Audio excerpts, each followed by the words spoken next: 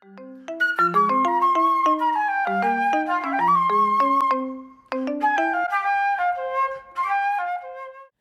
Edie Lush, and I'm here in the Mayan Riviera. Very pleased to be joined by Minister Ildefonso Guajardo. Thank you very much for joining me here. Hub Culture's interview at the World Economic Forum. Now, tell me, Mexico is in the top 10 recipients of foreign direct investment. Why is that? Well, because somehow investors are looking at Mexico in two basic aims. One is we are a tremendously good platform for foreign trade. We have free trade agreements with 46 nations in the world, which give us access to more than 1 billion consumers. Therefore, if you are planning to invest in an auto factory, you know that you can export from Mexico to the rest of the world. As a matter of fact, within the first 2 years of President Peña administration, we have gotten more than $23 billion of investment in the auto industry and in the auto part industry. And that's because the confidence on the abilities of the country to build high quality manufacturing and our very good platform for exports. And I believe there's another trade agreement that you're hoping to be agreed soon. Is that right? Tell me about that. Well, as a matter of fact, during this administration, we just closed the Alianza Pacifico with Colombia, Chile, Peru, and Mexico. The protocol for trade and investment was done in February. Right now, our legislative branches are approving that. And at this point, things are moving very fast with the TPP, the agreement that involves 12 nations between the Americans and Asia. Mm-hmm. And according to our knowledge, the US Congress is about to approve a trade promotion authority for the Obama administration. That will bring us to a very near to closing this agreement, which for Mexico is excellent because of the 46 countries that we have free trade agreements, only one is from Asia, Japan. Mm-hmm. So we need to expand our relationship with Asia. What about the structural reforms that need to take place?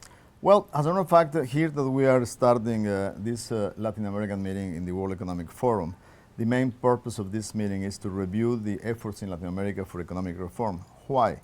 Because sometimes when you are doing trade agreements and you have financial stability, sometimes that is not enough for a trickle-down effect to benefit the small and medium-sized business.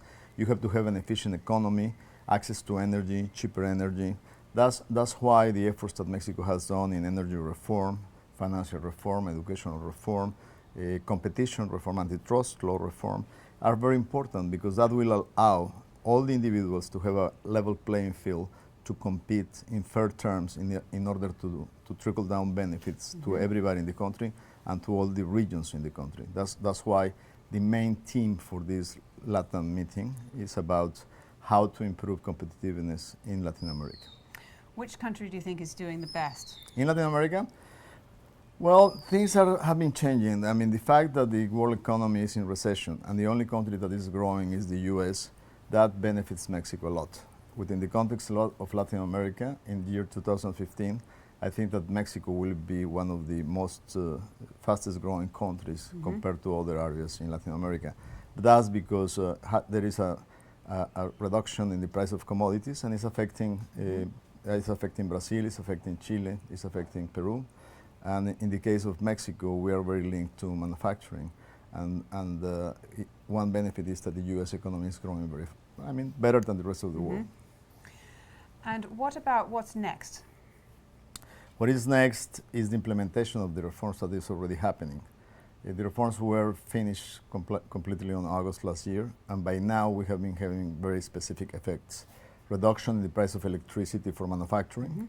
Today, the industrial sector is paying between 16 and 26% less in the electric bill, which gives you a lot of margin for competitiveness.